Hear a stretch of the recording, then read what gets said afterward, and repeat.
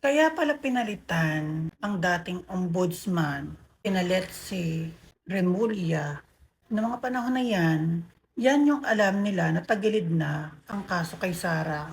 Pumapabor na kay Duterte, Sara, ating VP, na hindi uubra ang kaso dahil nga may nilabag na konstitusyon. So kaya nila inilagay ito si Remulla sa pagiging ombudsman, pang-prepare para kapag nag-expire na yung sinasabing 1 year na pagsampa ng kaso kay Sara Duterte ng impeachment, which is nagdoble-doble kaya hindi rin naaprubahan, diyan papasok ngayon ang ombudsman na inilagay BBM para kapag nag-file na ng kaso, eto mga NPA na ito ay madaling maaprubahan.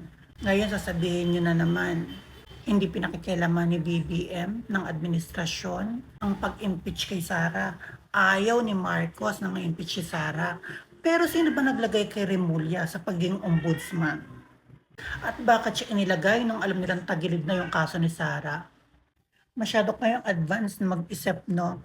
Meron kagad kayong mga plano. At sa planong yan, ginagamit niyo iba't ibang mga ahensya, pang-abang, para si Sara ay tuluyang mawala sa mga balak ninyo at tuluyang hindi maging presidente sa 2028. Galing niyo, no?